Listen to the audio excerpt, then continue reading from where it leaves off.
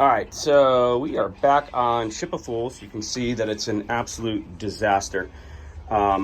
This is all brand new here, all brand new gauges, Garmin. I just bought a new VHF radio, wired all that. So theoretically, these gauges here should take the place of all of this crap right here, which is this computer board with the alarm on it and everything else.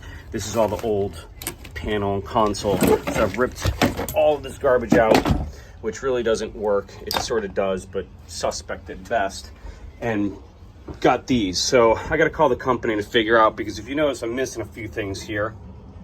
I got my tack, and I'm missing all of my engine temps, because these are all one wire senders.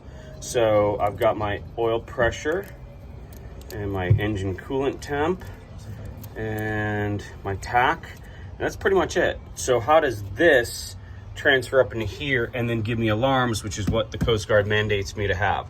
So I don't know if it's just setting parameters or what, but I got to call the company next on that. But and then fixing the cables and the rest of the stuff. We're building all this new crap here. But in the interim, I found that dirty hands. Matt's back. Try not to touch anything.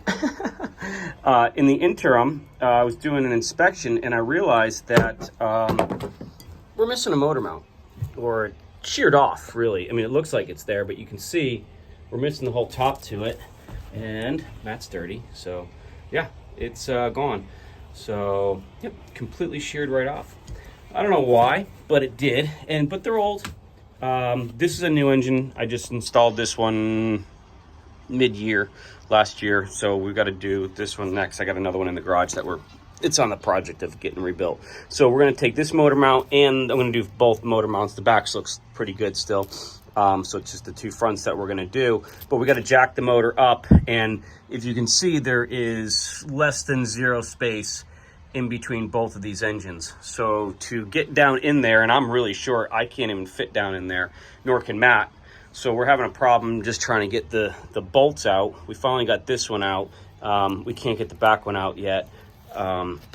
So we're going to try and jack this up right now and at least replace this one here, and then move over to the other one, and then we've got to reset it. And so this is what a motor mount new one looks like. So this will bolt here and here down into the frame, and then this bolt right here is your set height, and then these two nuts right here screw down onto that, and that's what locks it together. So this is what sets the height of your engine. And when you also see how these are oblong here, because this also can move back and forth side to side. So you have a side to side movement and an up and down movement, and that's what sets your engine height and trim to the transmission shaft. And if it's not aligned properly, you're going to get a big vibration, and on bigger engines, it's going to transfer into the transmission. You're going to rattle the transmission apart and break some other stuff as well as not having a nice ride. And if you don't have dripless packings, it's going to leak all over the place and be even worse than that. So we're going to the yard on Wednesday for a Coast Guard inspection. While I'm there, I'm going to get bottom paint done on this, and I'm also probably going to change over 2 dripless packings. So right now I've just got normal packings, and I'll show you that next week when we rip all that stuff apart. But for the interim, that's what we're doing right now. We're going to try and get this motor mount out and replace it with 2 new ones, and we should be good on that. We'll have to realign the engine. Hopefully not, but more than likely I will. And then finish up the rest of this right here. So a little bit on our plate to get this ready for cruising out of here Monday. So we'll see what happens.